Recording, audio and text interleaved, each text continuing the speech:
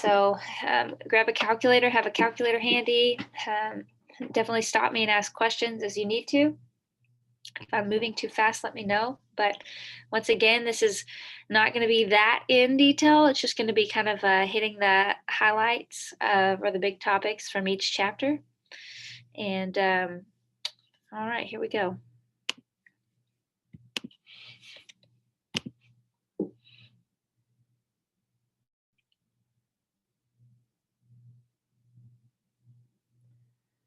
Come on. Why is this not showing up? Oh, there it is. Okay. All right, hopefully you can see my screen. I'm going to turn it sideways so you can see it even better. There we go. Let me get the chat up. Okay, so I need to see it.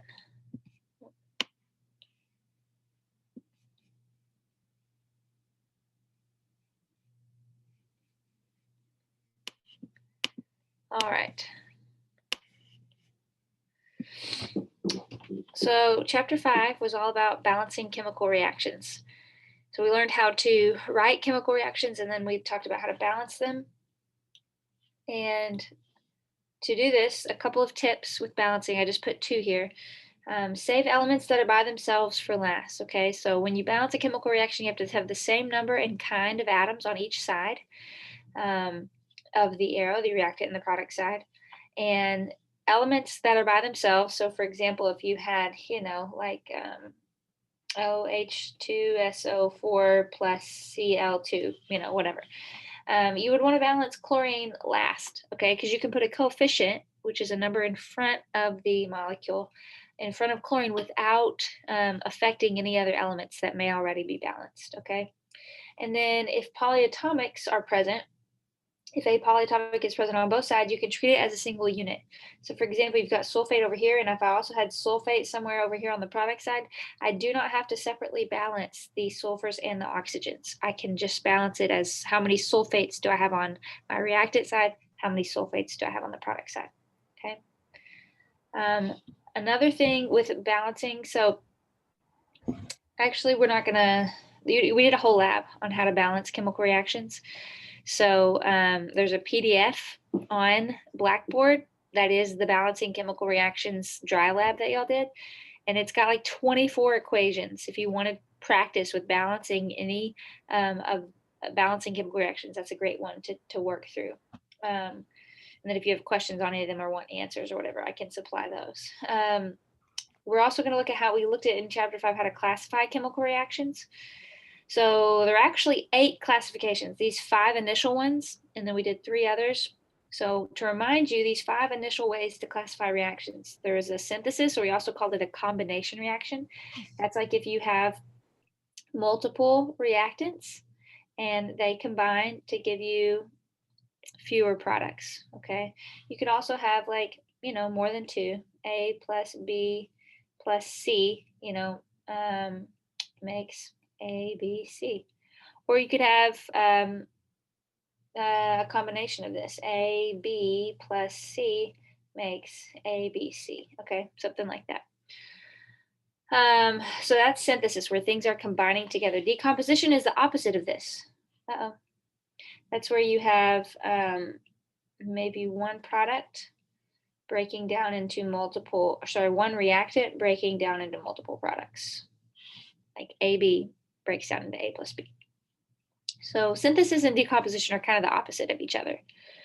Single displacement, that's where you have an ionic compound and then an element by itself. So say you have AB would be your compound, cation and anion, and then you have some other element. And depending on what C is, if it's a metal, then it will displace the cation. If it is a non-metal, it will displace the anion. So let's pretend that C is a metal. If it's a metal, A here is your cation, because cations are always written first in a compound. So you would get CB plus A. C would displace A. However, if C is a non-metal, what you would get, I'll just rewrite it. I don't really have space.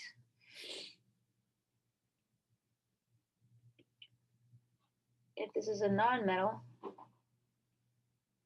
it would displace the anion. So you would get AC plus B. All right. So that's single displacement. And then double displacement, I'll just write down in here. It's like you have two ionic compounds, AB plus CD, and both things are going to displace each other. The cations and the anions are going to switch. So the cation from the first one will match up with the anion from the second compound. So you get AD. And I'll switch colors here. B and C. The cation is C and the anion is B. So we'll write it, I'll just write it in green because it's Christmas, everyone. There you go. Double displacement. Combustion is when you have a carbohydrate. So I'm just going to put little X, or I'll put little question marks to indicate we don't really know. You can have all different kinds of carbohydrates. So we don't know how many are in this, but say you have a compound with carbon and hydrogen. They can widely various numbers here. But some kind of carbohydrate, and we have oxygen reacting with it. And you are going to make the same products every time. I think combustion is the easiest to identify because you always make CO2 and water. So if you see those products, you know it's combustion. All right. And that was those initial 5. Any questions on those and how to identify them? We had a worksheet that I gave you guys as practice leading up to exam 2 for classifying it, 1, in these 5 ways, and also then classifying those reactions in these next 3 ways. And if you want another copy of that worksheet on how to classify, I can supply that, or I might supply a bunch of stuff to you guys anyways, to practice these things. Okay, what were the next 3 types? Complex chemical reactions. And a good example problem for this is 5.34 from your textbook. The first kind we talked about were precipitation.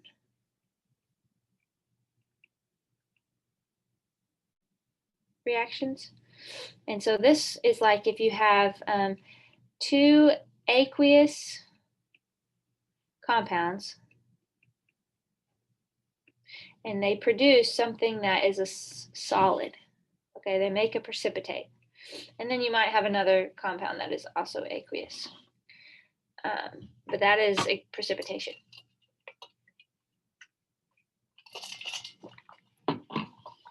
Okay, number 2, we had acid-base neutralization.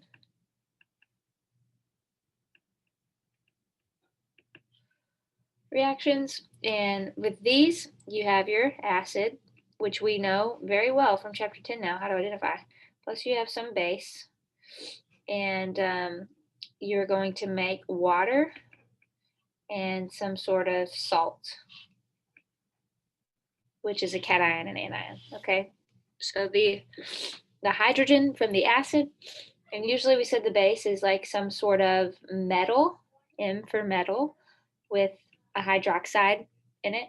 And so remember the acid, we abbreviate HA. So it's the hydrogen from the acid and the OH that go over here and make water. And then the metal from the base and the conjugate base of the acid are what are going to produce your salt. Okay.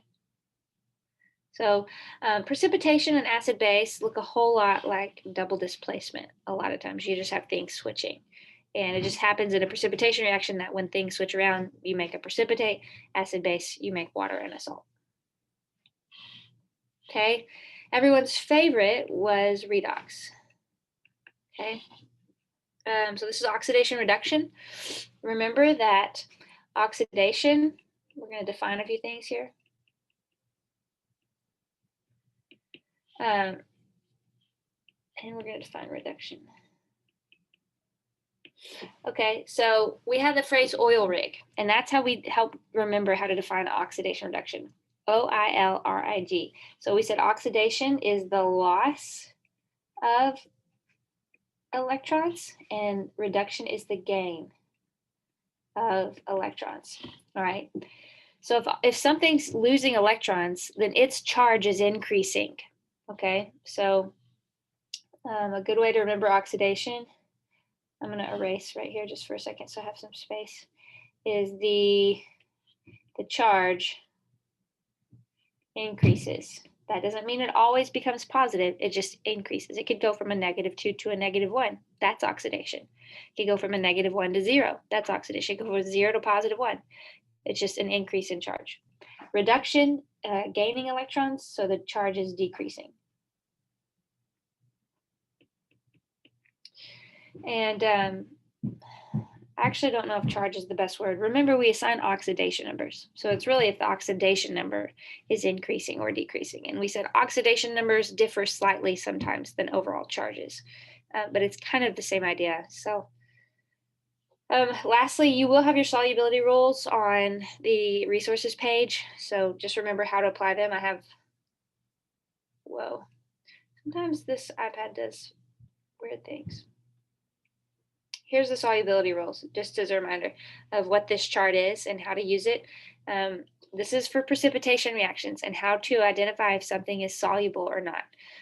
So anything that has these compounds in the molecule, or sorry, these cations or anions in the molecule is going to be soluble, unless there are these exceptions. Okay, so for example, sulfate, anything with sulfate is always soluble. So hydrogen sulfate, soluble, unless the cation is barium, magnesium, or mercury, or lead.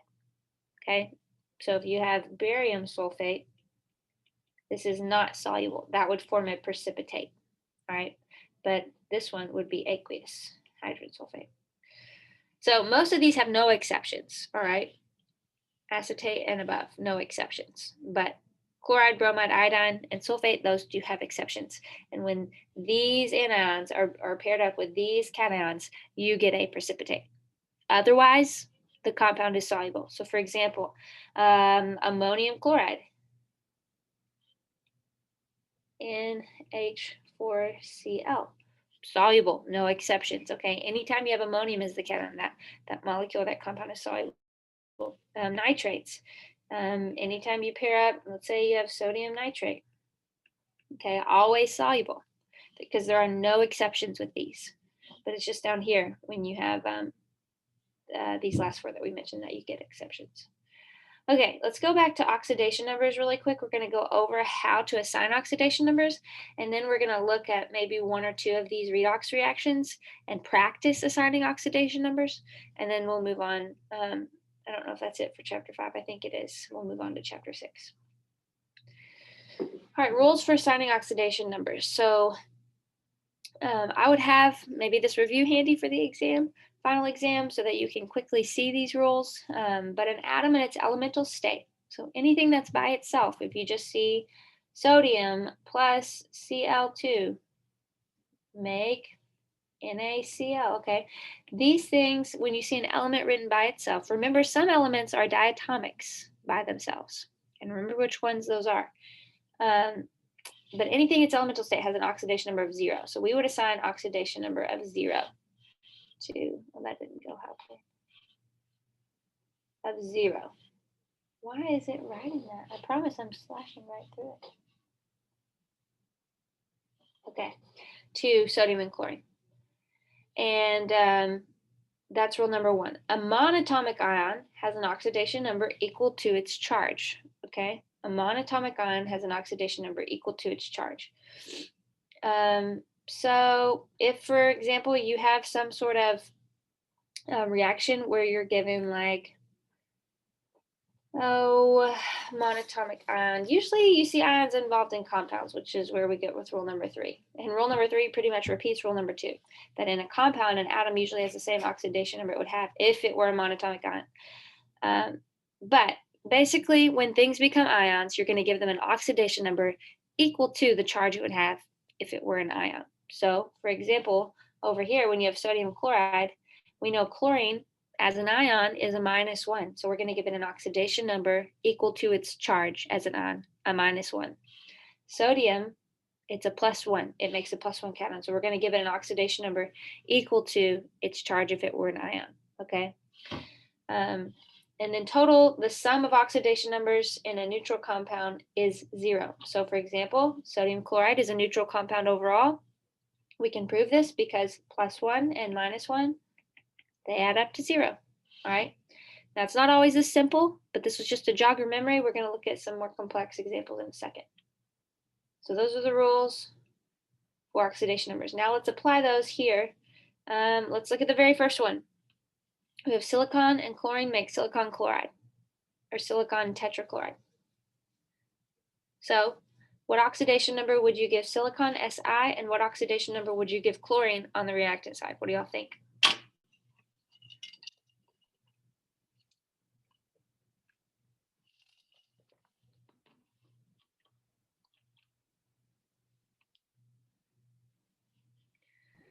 Zero. Yep, they're by themselves. Okay. And then on the product side, we have to figure out what oxidation numbers are each of these going to carry. Well, chlorine is going to have the oxidation number that would match its charge as an ion, and we just reminded ourselves that that's always a -1. We have 4 chlorines though.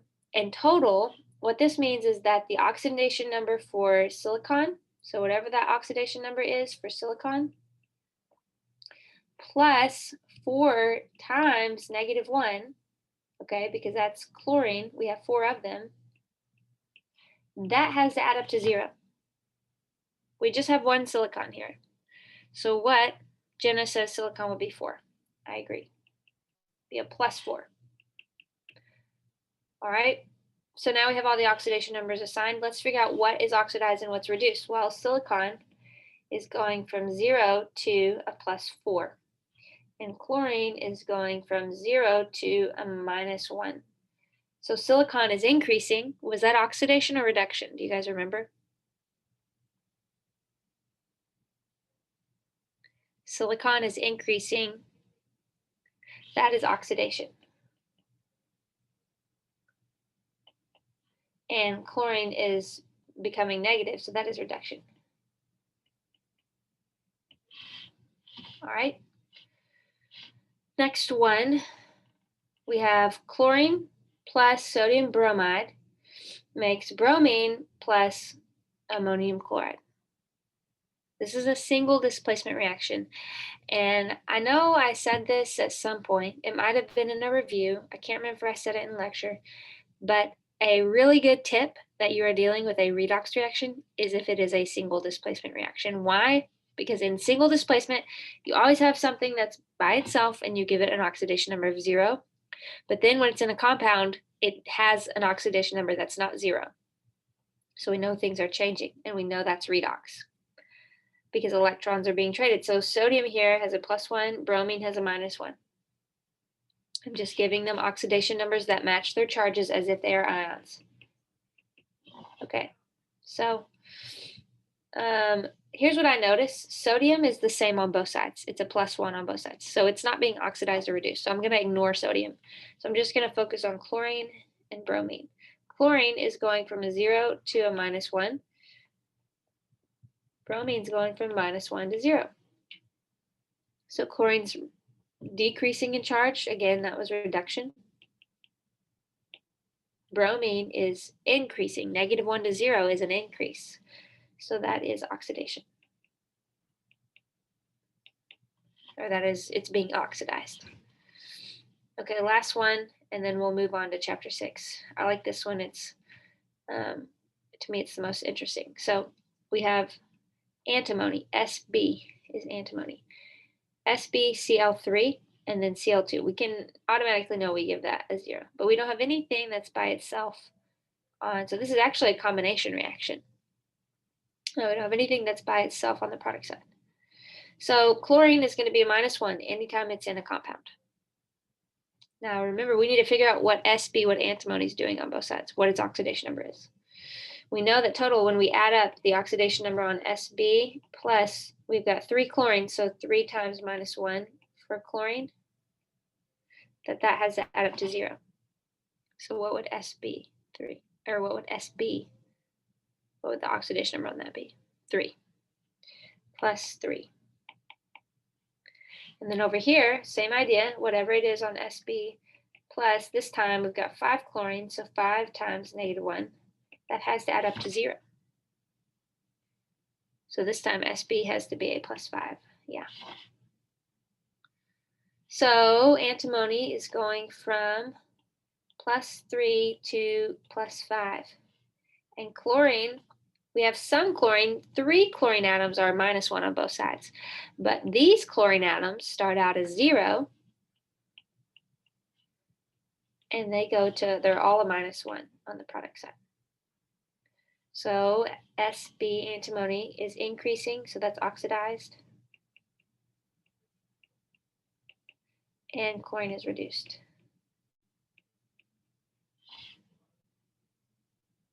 Questions on this? This stuff is not, this is pretty layered, okay? There's several layers to this. You have to understand balancing chemical reactions and the kind of reaction. You have to understand the movement of electrons and how you have to understand rules for oxidation numbers and how to assign those. There's a lot going on in this. So if you have questions on this, please let me know.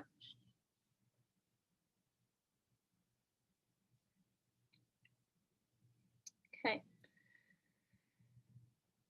All right, that's it for chapter 5. So we're going to move on to chapter 6.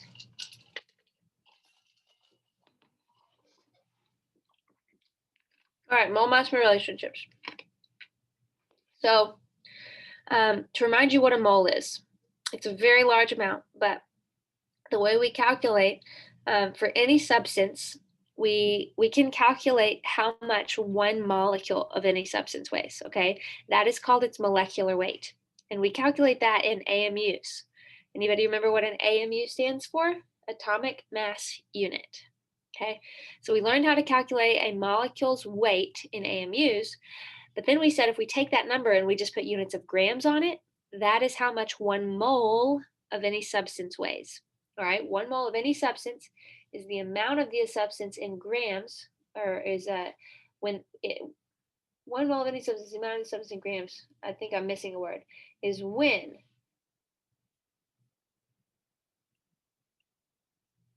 the amount of substance in grams is numerically equal to its formula weight in AMUs. Okay? And that's how you calculate molar masses as well. We're going to look at an example in a second. And then we also said there's another relationship that we need to know. So Avogadro's number. Avogadro's number is 6.022 times 10 to the power of 23. And this is how many items. Those items can be atoms.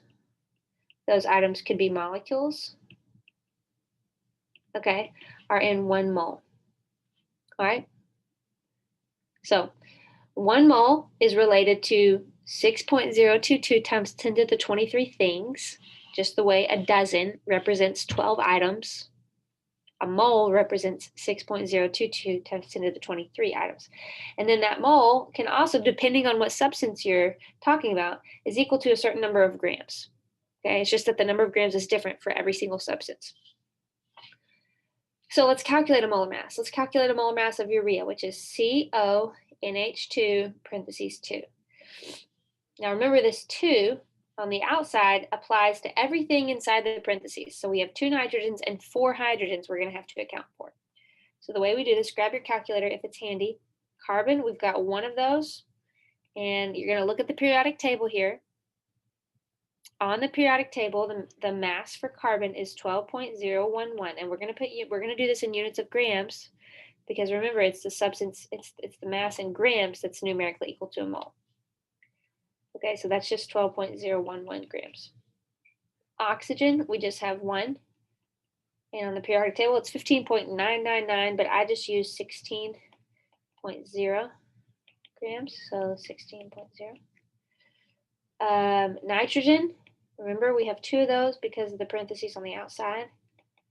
And I think it's, somebody can correct me if I'm wrong, it's 14.01. Is that right? 007, so if you round 0.01. So that would be 28.02. And then hydrogen, we've got 4 of those. So 4, and it's 1.01 grams. So that would be 4.04. So now we just add all of these up. Anybody have your calculator handy? Okay, Jenna says she got 60.07. So So I'm going to trust her unless somebody says different. And that's how many grams of urea is equal to 1 mole of urea. Okay, 60.07 grams in 1 mole of urea. And you can do this for any substance if you know how many atoms and what kind of atoms are in the mole, okay? All right, the next problem we're going to work is how to use, so once we learned how to calculate molar mass, we then learned how to use molar mass as a conversion unit between grams and moles, okay? So a good example problem for this is 6.38 from your textbook. And it says the active ingredient in milk of magnesia, which is an antacid, is magnesium hydroxide, MgOH2. A typical dose, 1 tablespoon, contains 1.2 grams of magnesium hydroxide. Calculate the molar mass of magnesium hydroxide and the amount of magnesium hydroxide in 1 teaspoon. Okay, so I actually went ahead and did the first part for us for time's sake, since we just practiced doing molar masses. So we're just going to do part B, the amount of magnesium hydroxide in 1 teaspoon. So we have to write out our relationship here. It says a typical dose, 1 tablespoon, contains this many grams. So 1 tablespoon equals 1.2 grams of MgOH2. Okay. And we are looking for the amount. So it says, what is the amount? So that's kind of a vague word. If I were writing the question, I would tell you how many moles, I think. Oh, it tells you. I just need to finish reading the problem. Anybody ever do that? So we are looking for moles of magnesium hydroxide in 1 teaspoon, okay? How many moles in a teaspoon? So start with,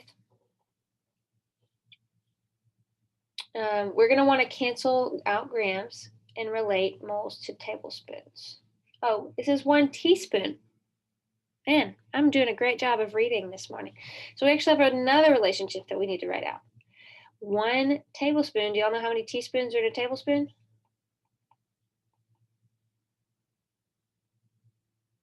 Oh, come on. How many teaspoons? Y'all don't know how many teaspoons are in a tablespoon? What? Y'all don't cook enough.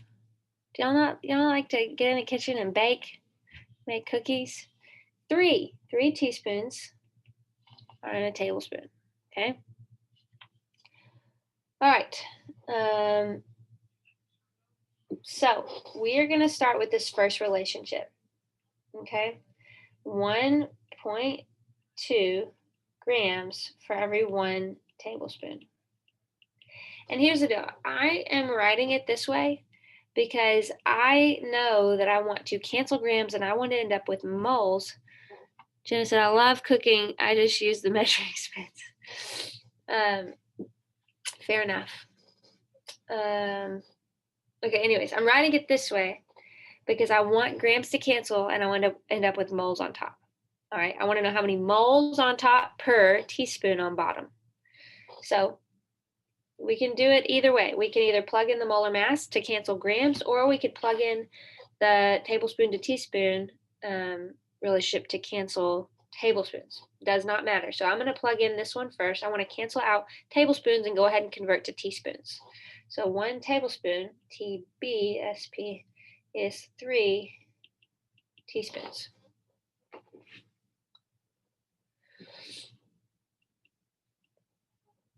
And then we'll go ahead and cancel tablespoons.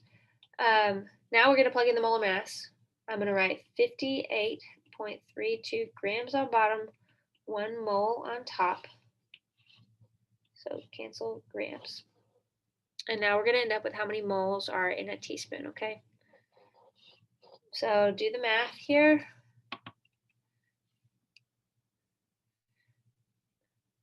I let my daughter play with my calculator sometimes. And so when I turn it on, I don't know if you can see that, I always have these weird numbers punched in. Okay, 1.2 divided by 3 divided by 58.32. Jenna got 0.007, and that's what I got too. 0.007 moles per teaspoon. Okay, so that's an example of how you can use a molar mass as a conversion factor in different little word problems. Okay, another thing we talked about in chapter 6 was mole to mole ratios. All right, 6.56 is a good example problem here. I know I put a problem like this on exam 2, and there may be one like this on the final. So listen up. Zinc metal reacts with hydrochloric acid according to the following equation. How many grams of hydrogen are produced? Part A says how many grams of hydrogen are produced if 15 grams of zinc reacts. So I'm going to call zinc substance A. I'm going to call hydrogen substance B, because the diagram that I introduced to you guys for this is if you start out with grams of substance A, you are first needing to convert to moles of substance A. And to do that, you use the molar mass of substance A. Then we're going to plug in a mole ratio. We're going to convert to moles of substance B, which here in our problem is hydrogen.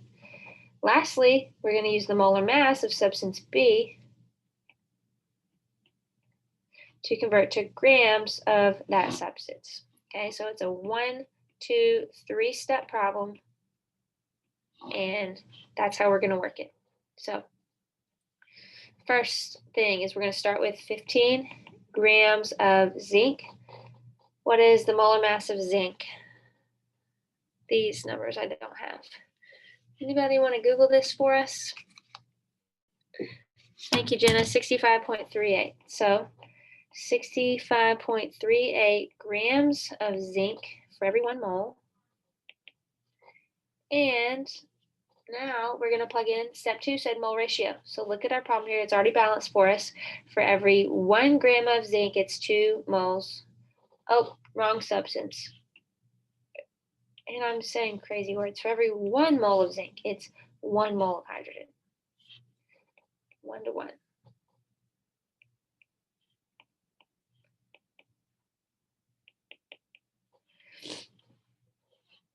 So now grams of zinc cancel, moles of zinc cancel.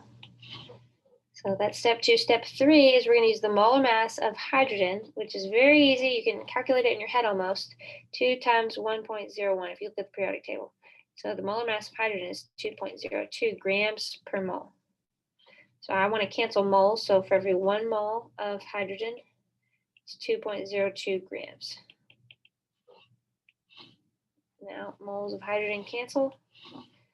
So we're going to do 15 divided by 65.38 times 1 divided by 1 times 2.02. And I got 0.46 grams of hydrogen. Questions on that?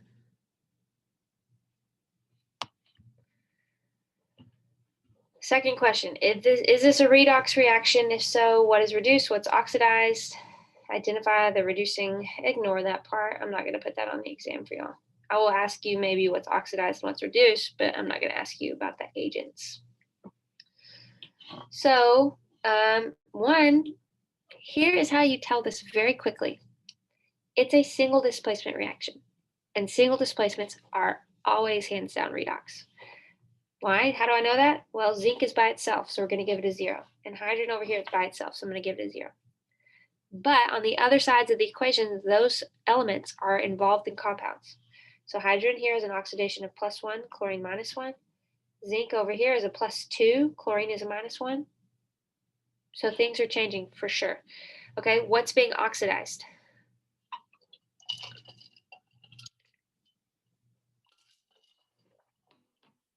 And it says zinc. Let's make sure. Zinc is going from a 0 to a +2. So that's increasing. So that is being oxidized.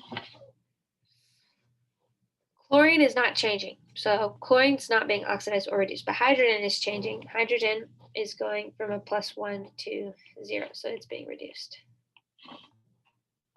Questions on that?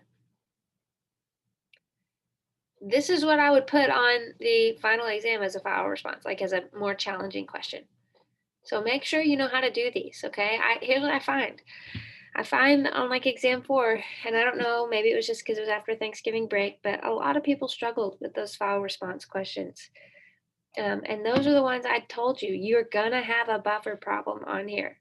And I said, know how to do titration problems, but this is what I would consider to be a more challenging. This would be a higher point problem, like a 10-point problem, right? So make sure you feel comfortable with these things. And if you don't, please let me know or work it out with classmates who maybe do. All right, I'm gonna jump over this question for the time being, just because I feel like we've worked some really good examples of chapter 6, but if this is straight from your textbook, I can't remember if it's even or odd numbered in chapter 6, so the answer could be in the back pending if it's even or odd.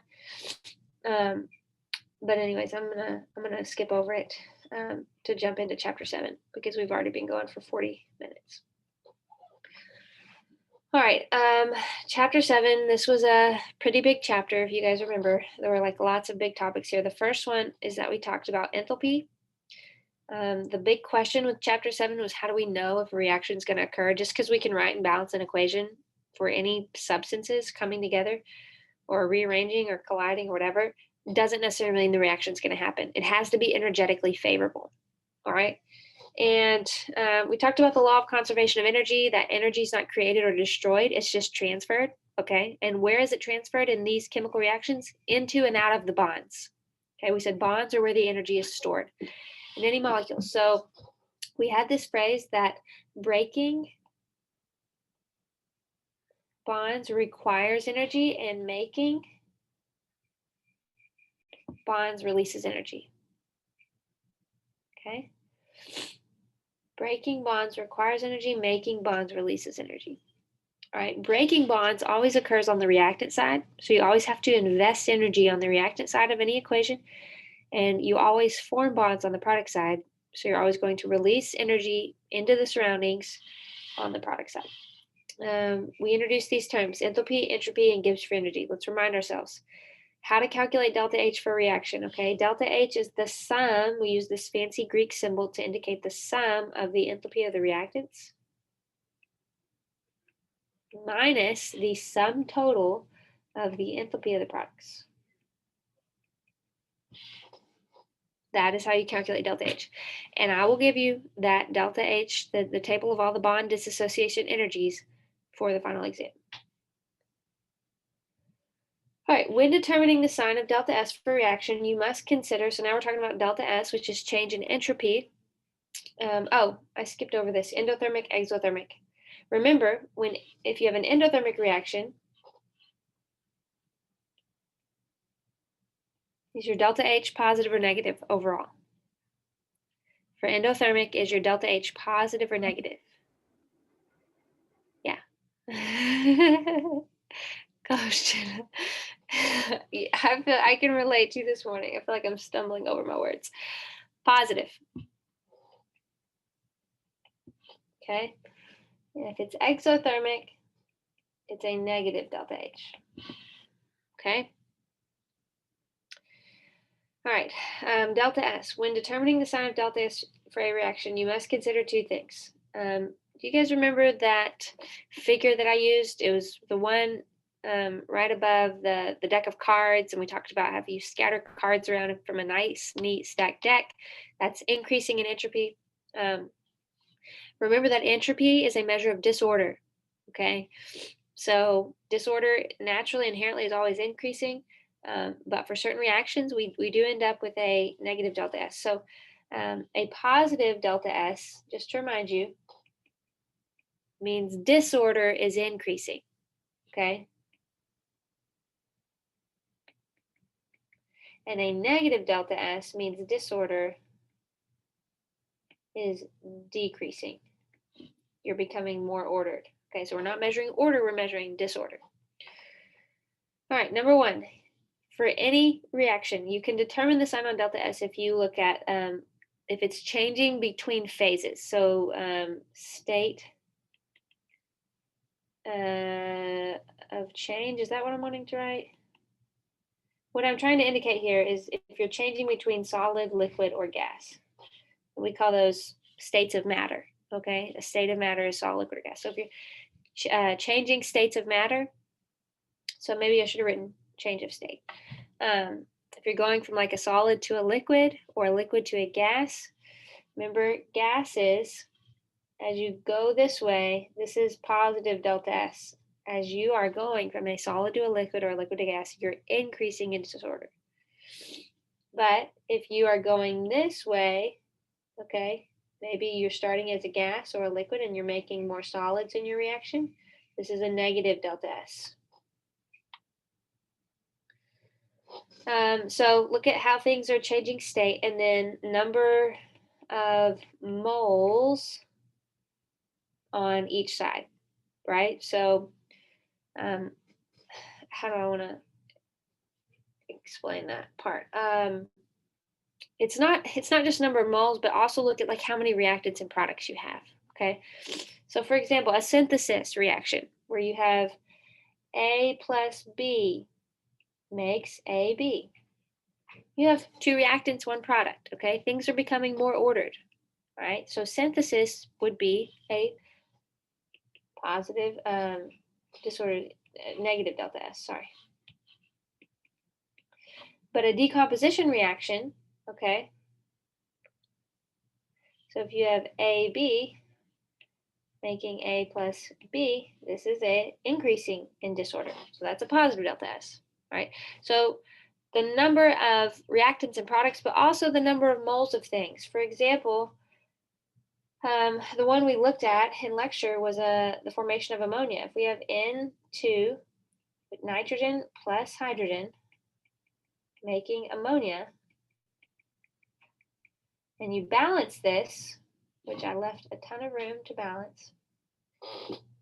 We're going to squeak these in.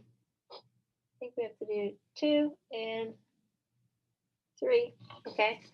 These are all gases. All right. So, well, 1, this is synthesis. So you could definitely say that disorder is decreasing. But look at the number of moles of gas. On this side, I have 4 moles of gas. On this side, I only have 2 moles of gas. Okay, so paying attention to the number of the different kinds of states of matter you have, how many moles of solid do I have on each side, how many moles of gas do I have on each side, that will help figure out delta S. Okay, questions on that? All right, calculating delta G from delta H and delta S. So remember, delta G is Gibbs free energy, and the equation, I didn't even write the equation. Let's write the equation for how do we calculate delta G. I'm going to write it down here. Delta G equals delta H minus T delta S. Okay? Delta H minus T delta S. There are 2 things we have to, so once you have your change in enthalpy and change in entropy, you can plug those in to get delta G. But first, you have to make sure that temperature is in Kelvin. Okay, so if it's in Celsius, you need to convert it. Number 2, you need to make sure that your units on delta S match units on delta H. They have to both be in kilocalories or kilojoules per mole.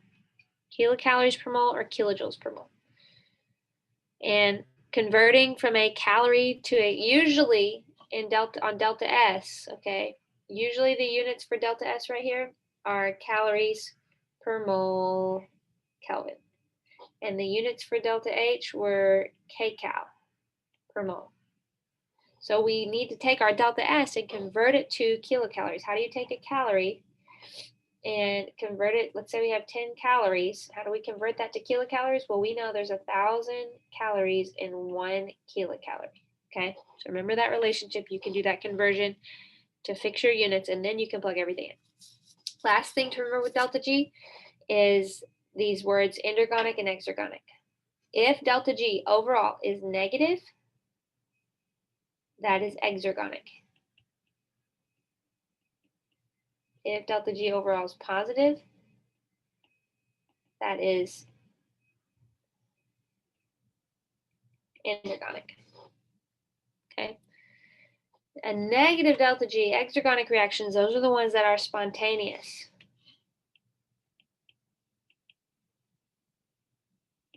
Or favorable. Okay, remember we use the word favorable as well as the word spontaneous. And it was to remind you too, that table of the positive, negative, negative, positive, you had 4 different rows. It was a negative delta H and a positive delta S that favor giving you a negative delta G overall, okay? If you have a negative delta H and a positive delta S, you will always get a negative delta G. Okay. What is this? Oh, it's just a problem on 7.4, a problem on all this stuff we've been talking about. Following reaction is used in the industrial synthesis of polyvinyl chloride, PVC. Y'all heard of like PVC pipe? Okay, here's the reaction. Chlorine plus the other compound gives us polyvinyl chlorine. Or chloride. We're told for this reaction that delta H is negative 52 kcal per mole. We want to know, is delta S positive or negative for this process? So it gives you the states of matter, gas, liquid. Okay, notice we have gases on the reactant side and we're making something that's liquid. So do y'all think delta S, is it positive or negative? Is delta S positive or negative overall? Jenny says it's negative. That's because disorder is decreasing. We're becoming more ordered. A liquid is inherently more ordered than a gas. So delta S is negative here. So let's look at what we have. We have delta G is going to be equal to some kind of negative delta H, minus the temperature times a negative delta S. And remember, these are like multiplied together. Part B is the hard part of this question. It says, is this process spontaneous at all temperatures? Explain. What do y'all think?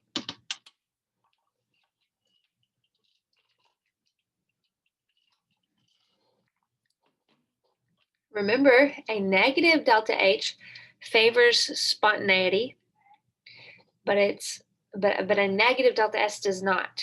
Okay, because look, this negative sign right out front of the T delta S is going to make this whole term positive now, because a negative times a negative is going to give you a positive. So this whole term is going to be positive, and the delta H term is negative. So it just depends on which one's bigger as to what the sign of delta G will be.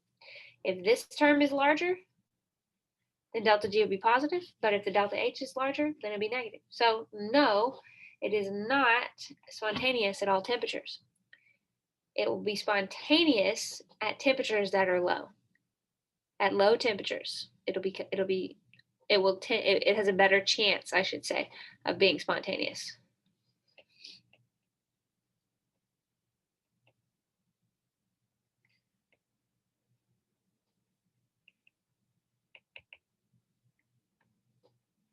That's an @ sign, in case you're wondering. Spontaneous at low temps, okay? Questions on that? Chapter 7 is not going to be the whole exam. It'll just be one small part of it, okay? So if you're like, oh, no, don't worry. It's not going to be the whole exam. It'll be on there, just in small amounts. Last things with chapter 7, energy rates, equilibrium. After we talked about all the delta G stuff, we said, what determines how fast or slow a chemical reaction will occur? We talked about the activation energy being a barrier, okay? We said, 1, you have to have sufficient collisions, okay? Collisions molecules have to have proper orientation and sufficient energy to collide, and that helps determine rates. But activation energy is the main thing. And so because of this, we drew energy diagrams to help us visually understand this. We said delta G is on the y-axis and the reaction progress is on the x-axis. And then we said that we have the energy level of the reactants here. And I'm just plugging in arbitrary numbers, energy level of the products down here. And then we have, hold on a second, someone's trying to come in. Hey, oh, you just need the trash. Yeah, sorry, I thought you were on a video. No, you're good. You're good. And then we have, we're going to draw, there's always a peak to our reaction pathway. That is the energy barrier, and then we just connect it to the level of the products. Okay, so how do we define what the activation energy is? It's the difference between the energy level of the reactants and that peak. This right here is the amount of energy that the reactants have to gain or have to clear for the reaction to happen. So this is we abbreviate EACT, activation energy. All right.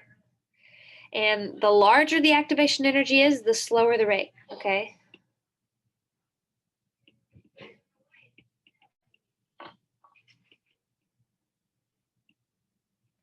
And the smaller the activation energy is, the faster the reaction rate.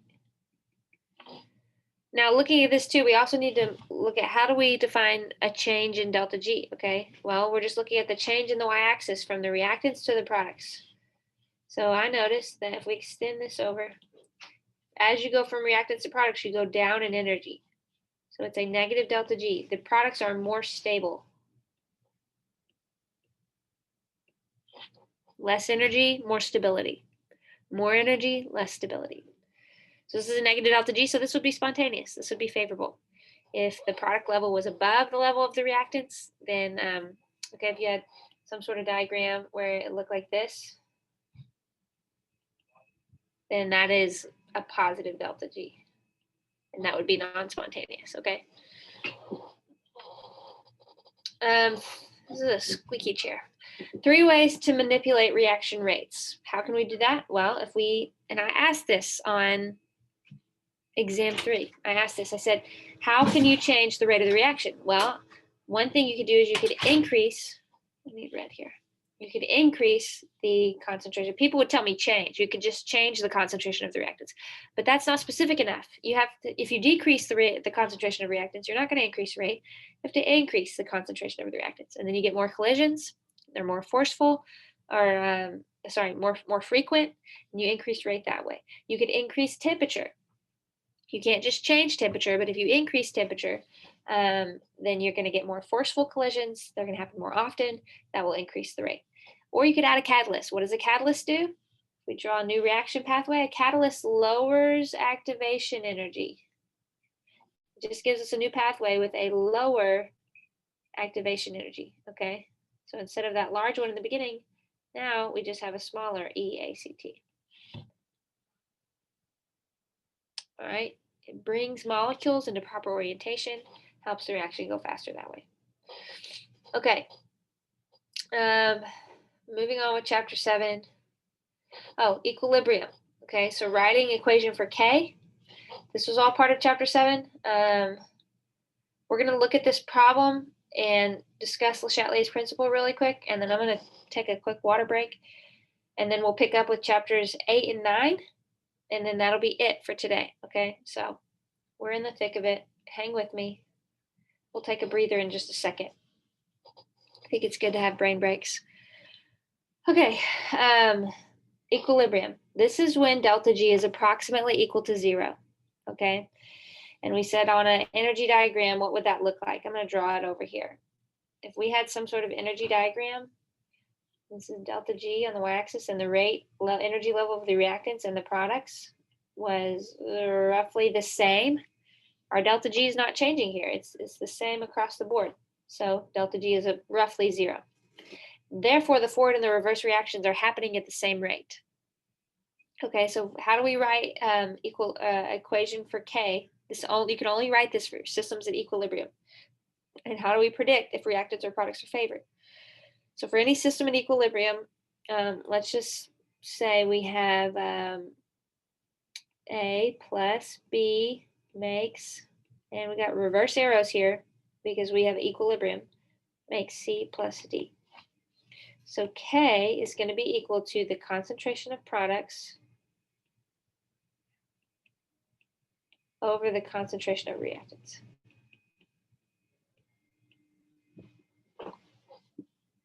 And so our products here are C and D, so it'll be concentration of C times the concentration of D divided by the concentration of A times the concentration of B. And remember, if we had any kind of coefficients here, like if we had a 2 in front of B and a 3 in front of D, we raise those to the power of their coefficients.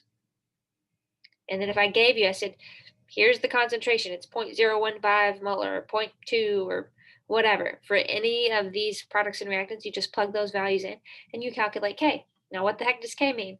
K, if K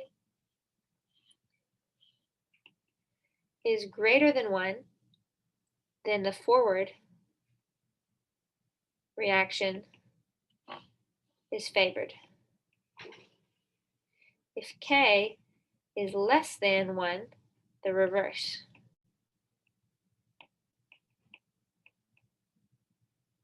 Reaction is favored.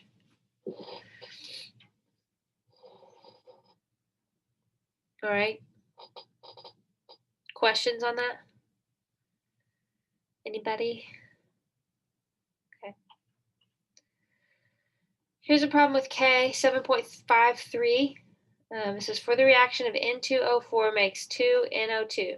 The equilibrium concentrations are, and then you're given these. What is the value of K? Are the reactants or products favored? So we're literally just going to plug these in. K will be the concentration of NO2 squared over the concentration of N2O4. So that equals NO2 0.0325 molar, and we're going to square that divided by the concentration of 0.147 molar. Remember, K is unitless, so we don't have units on K.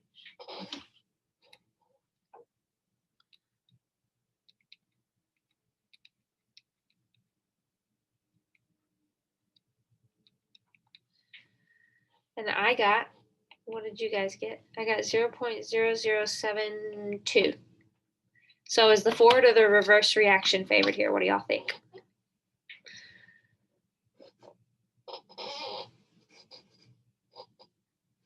So K is less than 1. So reverse. The reactants are favored.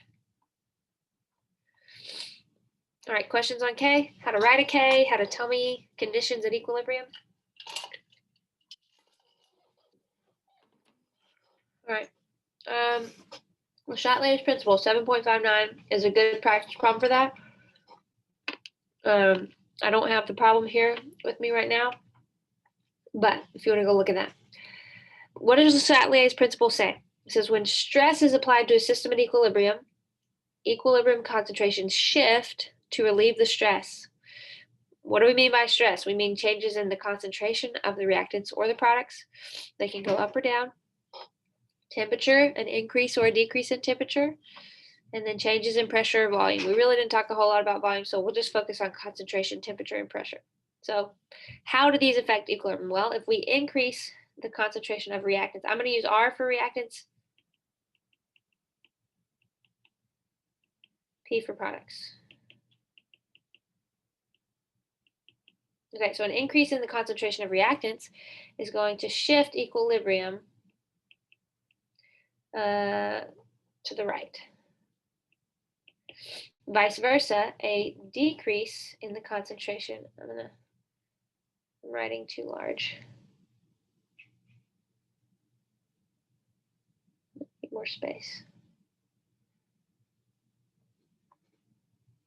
A decrease in the concentration of the reactants is going to shift equilibrium left. Okay. And then what about products? Well, an increase in the concentration of products is going to shift equilibrium towards the reactants, so to the left.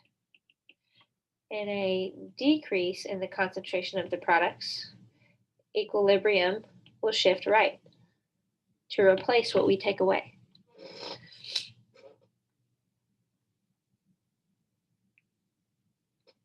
Okay. Temperature, well, it all depends if the reaction is exothermic or endothermic. So if it is endothermic,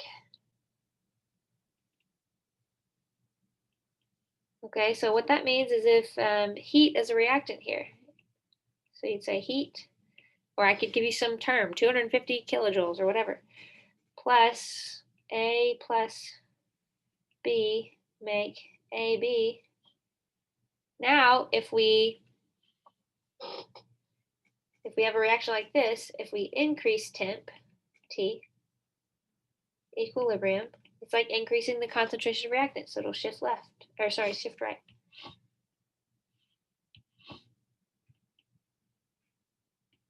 And if we decrease temp, equilibrium will shift left.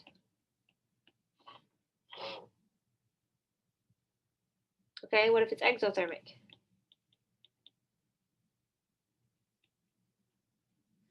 That means heat is a product. So we have something like this. A plus B makes AB plus heat. This time heat is a product. Now what happens if we increase or decrease temperature? Well, for this, if we increase temp, equilibrium will shift left towards the reactants. If we decrease temperature, equilibrium will shift right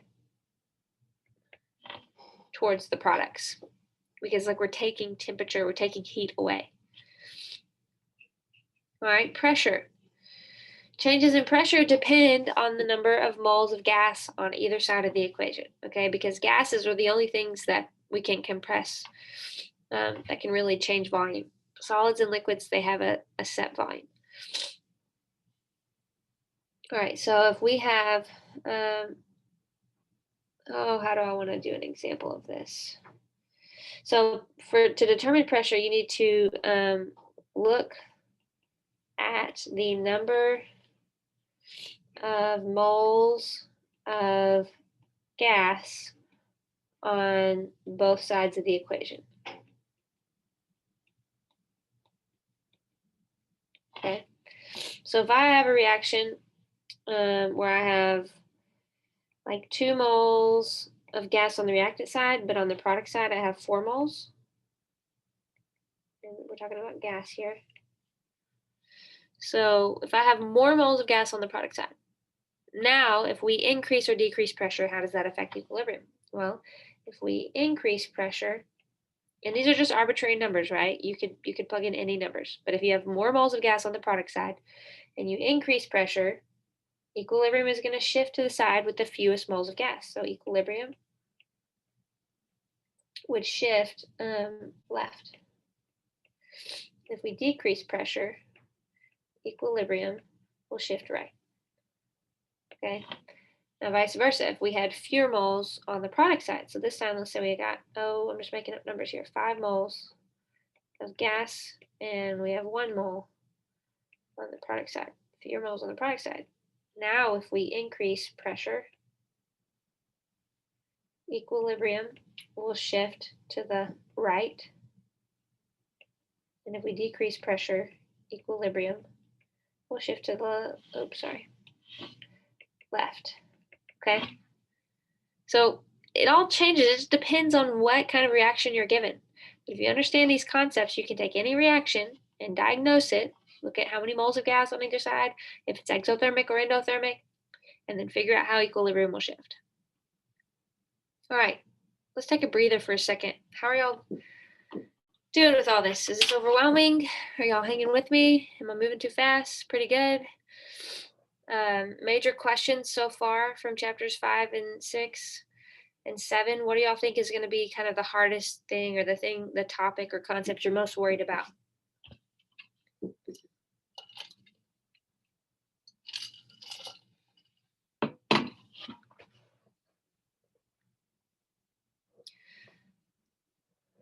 Aubrey said I was going to ask about the format of the test, like how many questions and stuff.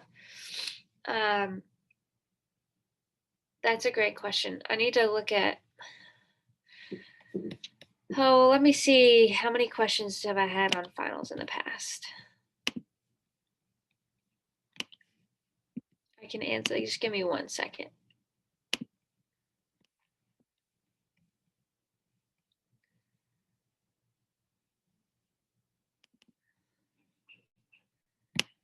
In the past,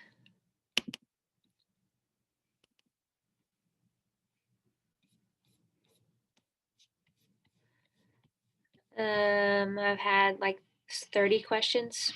So a typical exam is, I think on exam 4, you had like 20 questions, 21 with the bonus. Typically, I give you around somewhere between 10 and 15 multiple choice on the final exam. And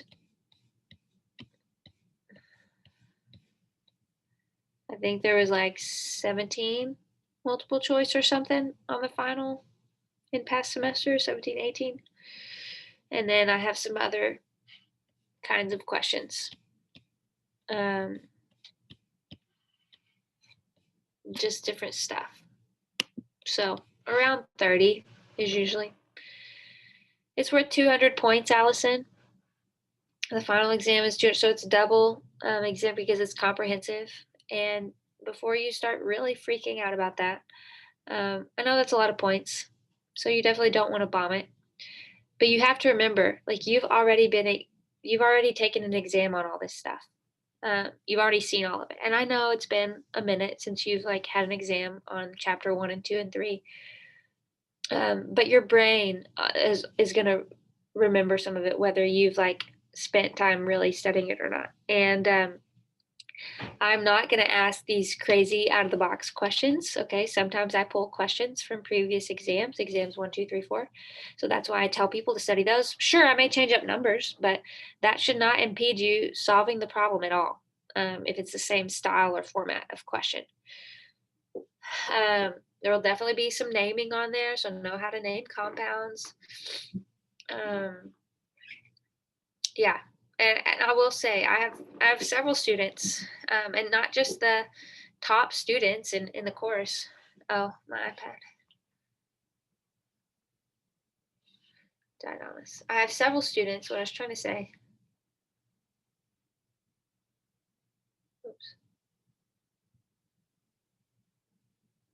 Reconnecting. I have several students who the final exam is their highest exam score throughout the whole semester. And so, anyways, it'll probably feel like the hardest exam just because it's a longer exam, but I don't put like these brand new hard questions on there. Okay, so I hope you're comforted by that fact.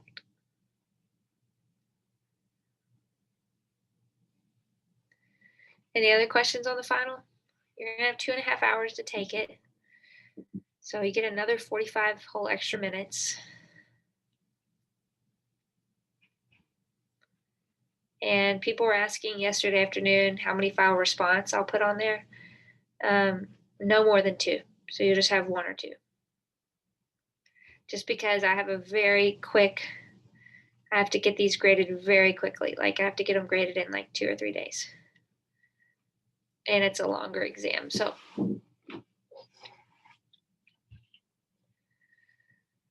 those are the ones that we have to send in pictures of our work, right? Yes, Savannah. File response questions are the ones where you have to upload a file into the exam, and so that I can look at your work. And yeah, that's been the crazy thing about this semester is I really had to pick and choose what kind of questions I do for those. Normally, I see everyone's work for the whole exam. That's what I'm used to because they're on paper, right? So I see how you work things out or how you attempted to. But I just, with online, it just takes more time to do all of that and to click on all the things. And so I've had to really pick and choose. It's been different for me for sure. I don't know if do y'all like multiple choice better? Do you like the fill in the blanks better?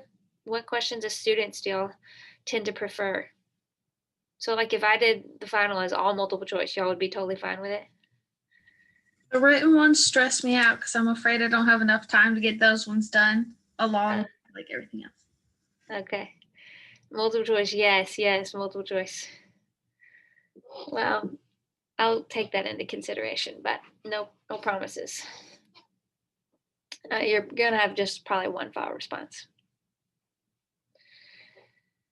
All right. Y'all ready to finish up? I don't want to keep y'all too long. Okay, chapters 8 and 9. God bless you. God bless all of you. And he does. All right, chapter 8. Gases, liquids, and solids. Understanding. Oh, I was like, why did I just put the word understanding? But here are the things you need to understand about solids, liquids, and gases. So you need to understand the difference in intermolecular forces between molecules. So we said gases are like cars on an interstate. They're zooming by one another. They don't have time to interact. So there's very few intermolecular forces between gases, gas molecules. Solids are tightly bound together. So there's high levels, very strong intermolecular forces between solids compared to gases. Also, we need to understand how kinetic energy is associated with these different states. So we have, because gas particles are moving very fast, they have high amounts of kinetic energy. Because solids are not moving, they're just vibrating in place, very low amounts of kinetic energy. So gases have high amounts of kinetic energy. Solids have low amounts of kinetic energy. And I'm not writing liquids here because they're in the middle. So you can understand the trend if we just know the solids and the gases. Gases have very low, I'm going to abbreviate intermolecular forces, IMF. Okay, very low amounts of intermolecular forces. Solids have very high amounts of intermolecular forces.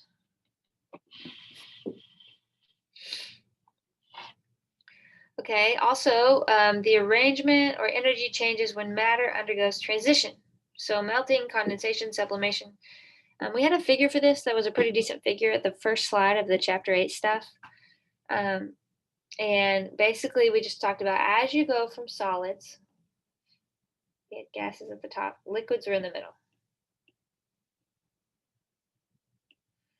As you go from solids towards gas, your delta H, these processes like melting and boiling, they have a positive delta H associated, delta H, not S. They have a positive delta H associated with them. But as you go from a gas down towards a solid, so if you are condensing something, condensation, or deposition is the other one, you have a negative delta H. These are releasing energy, these are releasing energy. Okay. Also, we talked about intermolecular forces. So we looked at 3 kinds. We're going to do a practice problem, 8.35 on the next slide. We talked about London dispersion forces, dipole forces, and hydrogen bonding. We said London dispersion, these occur in all molecules. All right. Nonpolar, they are the strongest in nonpolar molecules. All right. Dipole forces, these occur in polar. Those occur in polar molecules. Dipole are the strongest in molecules that are polar but cannot hydrogen bond.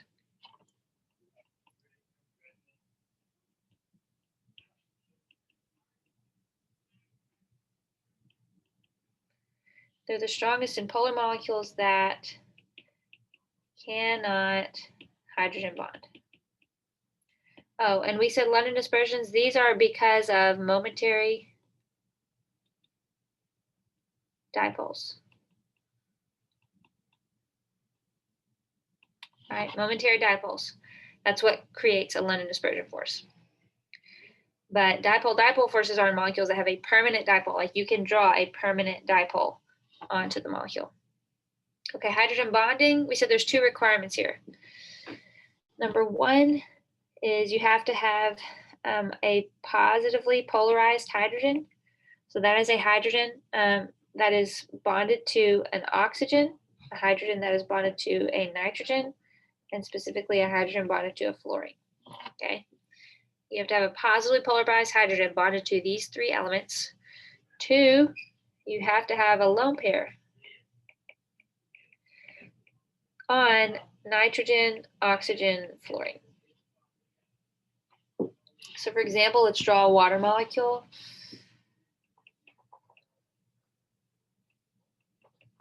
You have the lone pairs here.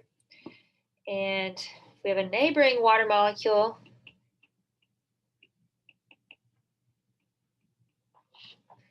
we know this hydrogen is positively polarized. They all are. And the hydrogen bond comes in right here. And I'm not drawing a regular dash like a solid line because it's not the same as a bond between two atoms. Okay, I draw it with a dotted line to indicate it's a different kind of bond. But that's where the hydrogen bond would be because this lone pair is very electronegative. All right. Remember that the positively polarized hydrogen is what we call the donor, and the lone pair is what we call the acceptor. Right? That's hydrogen bonding. And this is the strongest of the three forces. London dispersion is the weakest. Also wanted you to know how these forces influence melting and boiling points and be able to order molecules by increasing or decreasing melting and boiling points. So if a molecule is held together, if it's a nonpolar molecule, it's going to have a lower melting or boiling point.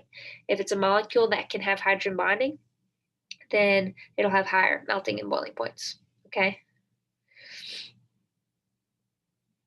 Questions on that? We also talked about how surface area influences this. So for like London dispersion forces, if you have more surface area, then you're going to have higher melting points and boiling points because you can experience more London dispersion forces. Allison, which part did you want me to repeat?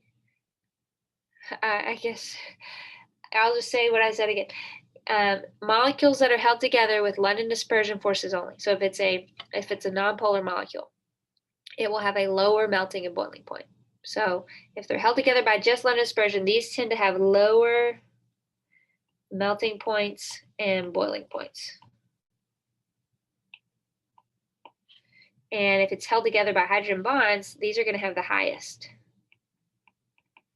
melting points and boiling points. Okay. So if it's held together by dipole interactions, then you would order them from, like if I said order the molecules by increasing melting point. Well, you'd put a nonpolar molecule first, then a polar molecule second, a molecule that could have hydrogen bonding last because it would have the highest. It takes the most energy to break apart molecules that can hydrogen bond and like melt them or boil them or evaporate them. Here is problem. Did that help, Allison? Okay. Here's problem 8.35. Anybody else gonna have like back issues from sitting all semester? I mean, y'all sit all semester in classes anyways. I'm not used to sitting and teaching, so this is an adjustment for me. Anyways, identify the predominant intermolecular forces or force in each of the following substances. So we're just asking ourselves here, is the molecule polar or nonpolar? And or does it have a positively polarized hydrogen with lone pair on an oxygen, nitrogen, or fluorine? So nitrogen, it helps if you can quickly draw out the Lewis structure for these things. Look here, what's the electronegativity difference here between two atoms of nitrogen? 0. So this is nonpolar. Right? And therefore, London dispersion are the predominant intermolecular force for that. HCN, we've got H to C, that's a nonpolar bond. Triple bond to N with a lone pair. This is polar because we have a dipole here, pointing towards that lone pair of the nitrogen. The carbon-nitrogen bonds are polar. All right, if you had to divvy up, this would be the partial positive side, partial negative side of the molecule. So because it's polar overall,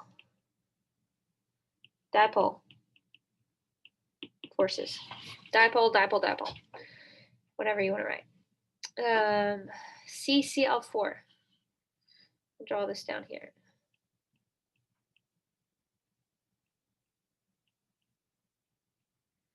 Carbon-chlorine bonds, they're polar bonds. You would probably need an electronegativity chart to help you determine these things. And I put one up here if you want to look at that. Right there.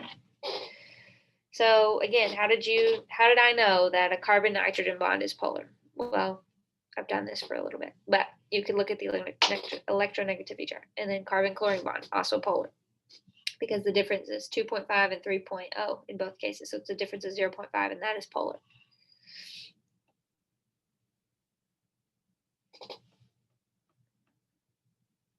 So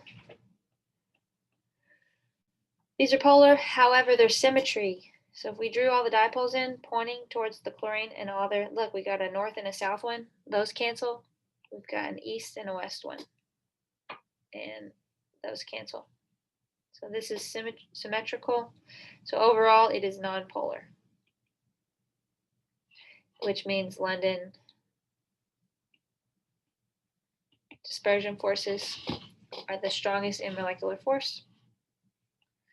We'll do one more example. Let's do F. CH3. Well, I need to draw it out. That's not how I wanted to draw it out.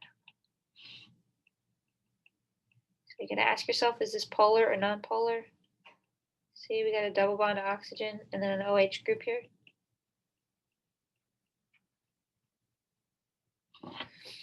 Carbon-oxygen bonds are polar.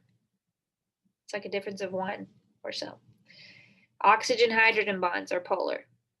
So all of these bonds that I'm going to trace over in blue, these are all polar bonds. And we got lone pairs. So if we had to draw a dipole in on this whole molecule, we would draw it pointing towards all these oxygen. I would draw it like that. But even more than this just being a polar molecule, look what we have.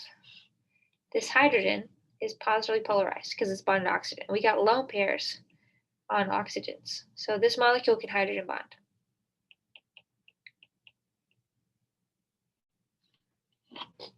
Questions?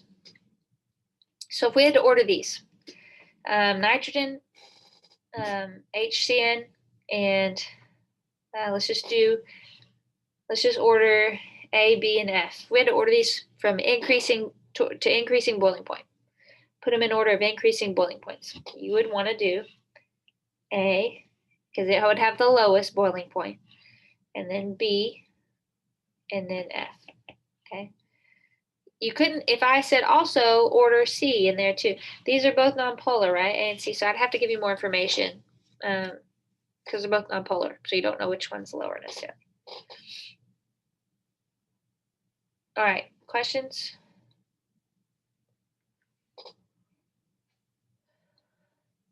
All right, the other thing with chapter 8 was units of pressure and the combined gas law and ideal gas law. And after that, we'll hit chapter 9. We just got 2 slides there. Oh, I lied, 3.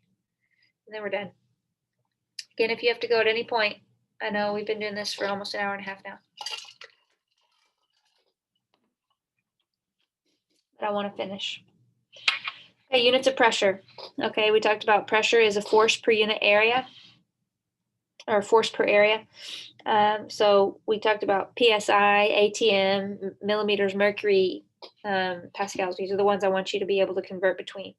So it's 1 ATM equals 760 millimeters of mercury. That equals 14.7 PSI, and that equals 101.325 pascals. Okay. So make sure you can convert between, ATM and PSI, especially for these problems that we're going to work on, these gas laws.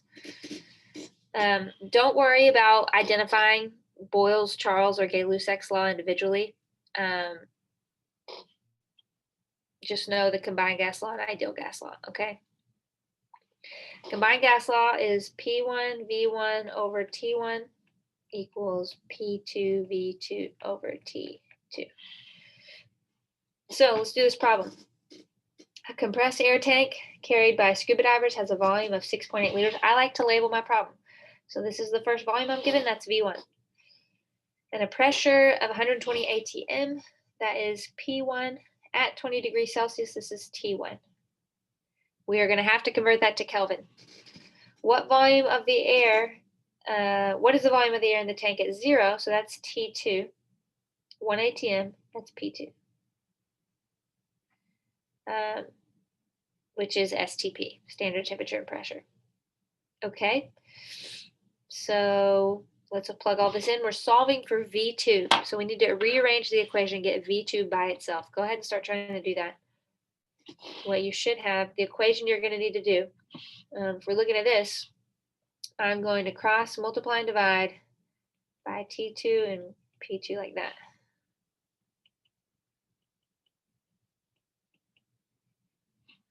Because now P2 cancels, T2 cancels, we get V2 by itself. So overall, my new equation is going to be T2 times P1 times V1 divided by P2 times T1.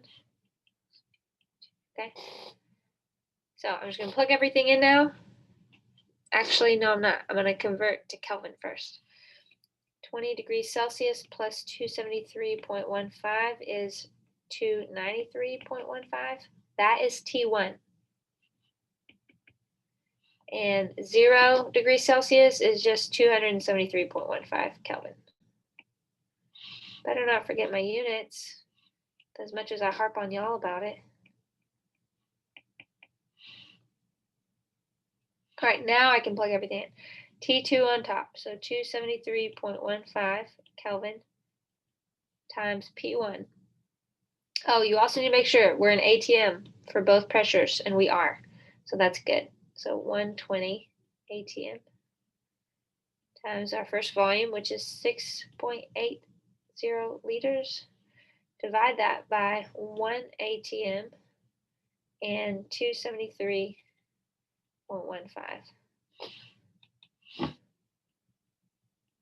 Kelvin. That is going to be V2.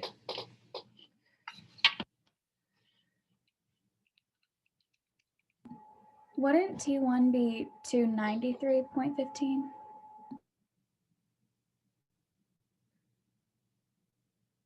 Did I plug it in back? Yeah, thank you. That should be a 9, shouldn't it? Yeah, that's T1. I didn't catch. Thank you, Savannah. About to calculate it wrong. 293.15 times 120 times 6.8. We're going to divide that by 273.15. What did y'all get? 875.75 liters. Anybody get something else?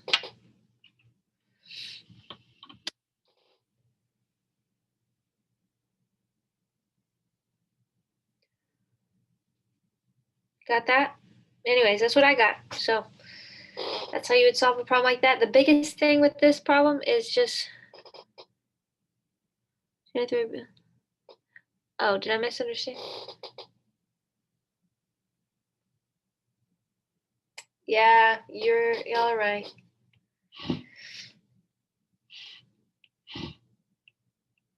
I put T1 on the top and I put T2 on the bottom, and that was incorrect. This should be 293.15. See, these problems, they can get you, even though they're not calculus here, because there's lots of different numbers. There's lots of different variables. Okay, so if you recalculate that, you're not going to get 870. Jenna said she got 760. Is that what y'all got? Okay. Thank you, thank you, thank you.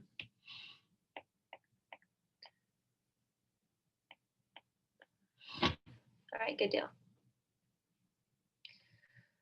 Okay. Lastly, on chapter 8, the ideal gas law. This is PV equals nRT. P is the pressure term, volume for V.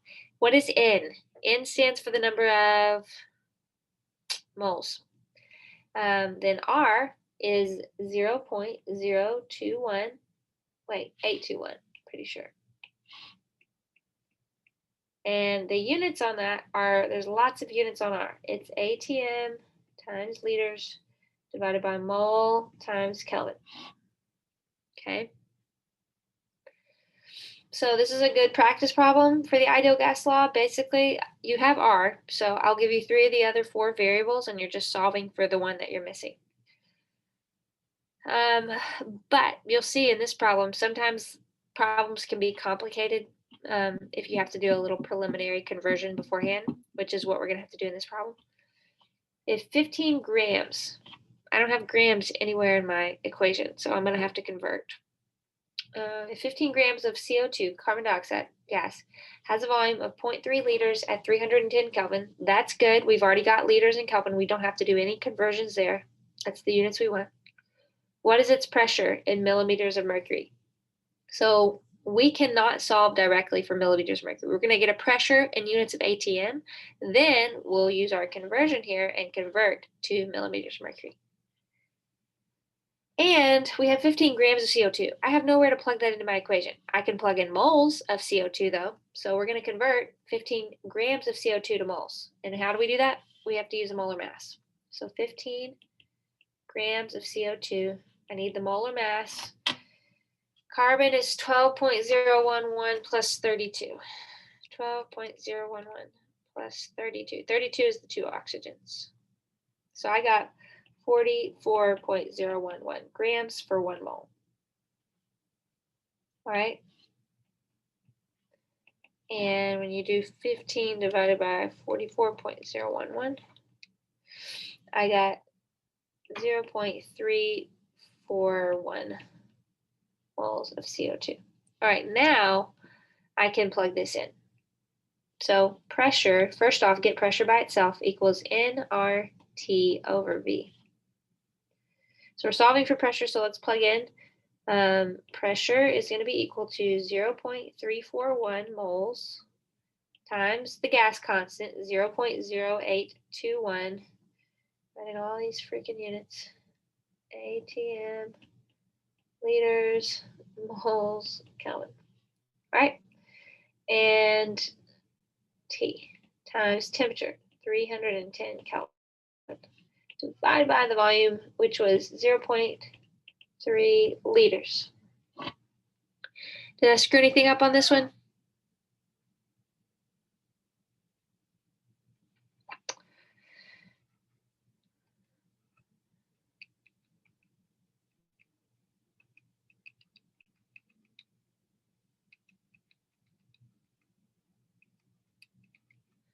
I got a pressure of 28.9.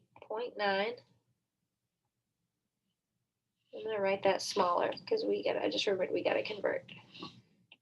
28.93. This is ATM and it wants to know how many millimeters of mercury. So 1 ATM equals 760 millimeters mercury. So you'll do 28 times 760 in the end. I got 21,986.3.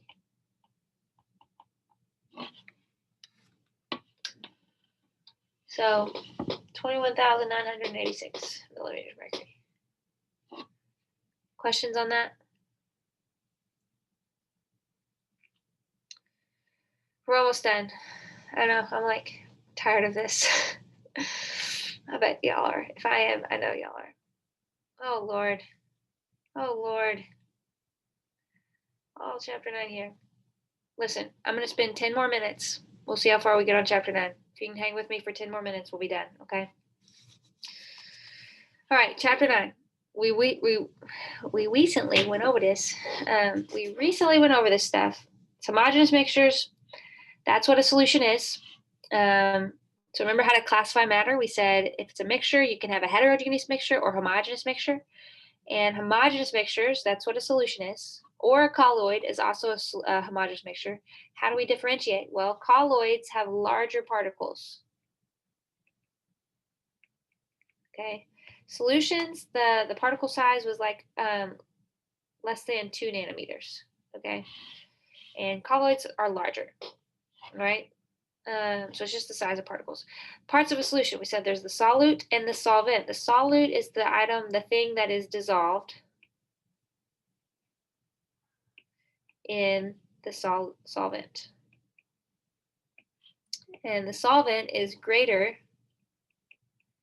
or it's present in larger amount. Let me rewrite this. It's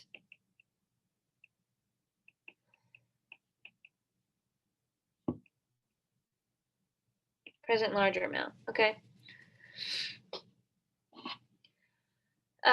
So how do we know if something's gonna be soluble or not? Just because you can mix things together doesn't mean you're gonna get a solution. We had this phrase like dissolves like, and we're looking at the kind of intermolecular forces at play. So remember that polar solutes dissolve in polar solvents. Vice versa, non-polar solutes dissolve in nonpolar solvents. Polar and nonpolar do not dissolve, all right? So I gave you a list on chapter 9, if you go look back at your chapter 9 slides, of common polar and nonpolar solvents, and that might be helpful for you to have. Effects on temperature and solubility. We said we had some graphs, and we looked at how solubility changes. We said solids become more soluble. They dissolve more. So for example, sugar in like hot tea. Sugar will dissolve into hot tea better than it dissolves into cold tea, and you can dissolve more sugar in hot tea than you can in cold tea. Gases become less soluble in a liquid as temperature increases. Okay, we use the example of carbonated drinks. They tend to have more fizz when they're colder than if they're room temperature and you open it up. Well, there's a pressure aspect there too. But anyways, gases become less soluble in liquids as temperature increases, okay? The more temperature or heat you add to something, the faster the gas particles are moving and the less they want to stay dissolved in liquid. They want freedom. They want to move out of the liquid. So that's the trends there. Henry's law. Do you guys remember Henry's law? It's that gas solubility increases. It's proportional as pressure increases. It's C1P1 over C2P2. So here, remember units for concentration. C stands for concentration. It's grams per 100 milliliters, and you do not divide by that 100. That 100 is just part of the units. And then pressure, the big thing here is make sure your pressure units are in the same on both sides. If their P1 is ATM, then P2 needs to be ATM as well. So you get 3 of the 4 pieces and you solve for the 4th. Okay. Weight volume percent equation. So we also talked about units of concentration. We did weight volume percent and we did molarity. So real quick, a recap on those. Weight volume percent is this, or mass volume as well. Mass volume, weight volume, same thing. Percent equals grams of solute divided by milliliters of solution times 100. Boy, people who watch the recording of this are gonna like have a really fun time. It's so freaking long.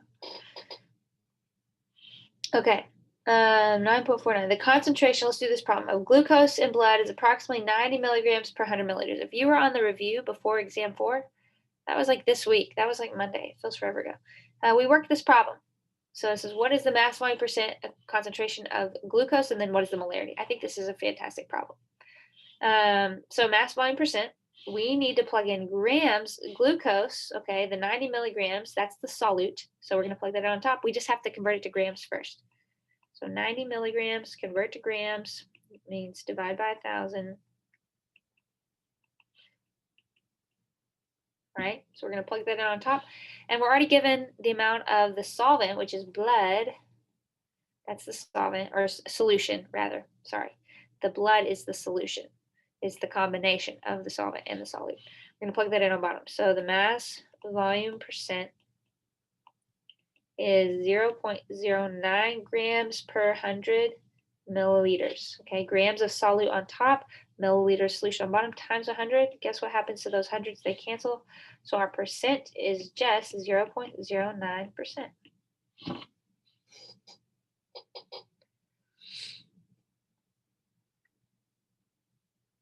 All right. Questions on that? So just make sure you have it in grams for solute. You make sure you have milliliters. I love to give, liters. You have a liter, first you just got to do a little conversion sometimes on the front end to get the units that you want. Then it's just plug into the equation. Okay, what is the molarity of glucose? Well, what is molarity? I actually have a problem for that next, but to remind you, molarity is moles of solute over liter of solution. So our solute is still the glucose in this problem. So we have grams of glucose. We already solved for that. How do we get moles? How do we go from grams to moles? That's just a molar mass. So we have 0.09 grams of glucose, capital G. We need to know how many grams is in 1 mole. And I've just used molar mass of glucose so much in my life that I happen to know it. Okay, so it's 180.156 grams of glucose in 1 mole. So how many moles is this? We'll do 0.09 times 180.156. And I got 16.2 moles. So we're going to plug that in on top. Now we need liters of solution. We have 100 milliliters still. So how many liters is that? So 100 milliliters.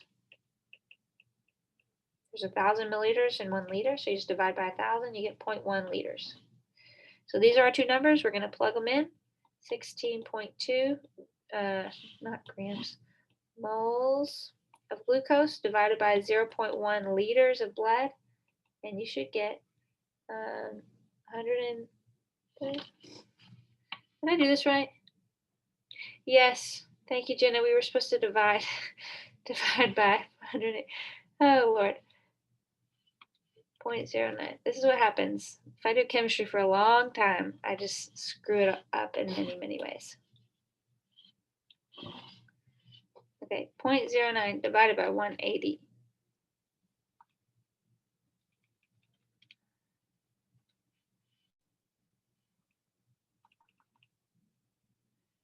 Oh, Lord. 0.9 divided by 180.156. Okay. I multiplied instead of dividing, sorry. Did you get 0.0005? Is that better? Okay. Now, 0.0005 moles divided by 0.1 liters.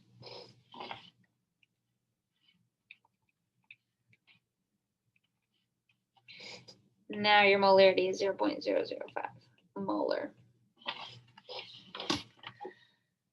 Okay. Questions on that? The next big thing with chapter 9 was molarity as a conversion factor. 9.6 is a great problem.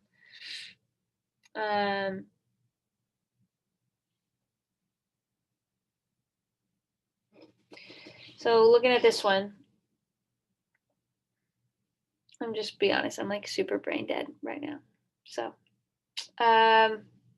with this one, I think we've been going, did I say we'd go 10 more minutes and see how far we get? I think we've been going 10 minutes. A really good example of the way you should have worked a molarity as a conversion problem was on exam 4 with the citric acid problem. And I feel like that was kind of a difficult problem for a lot of people. So Here's what I'm gonna do. I'm done, guys.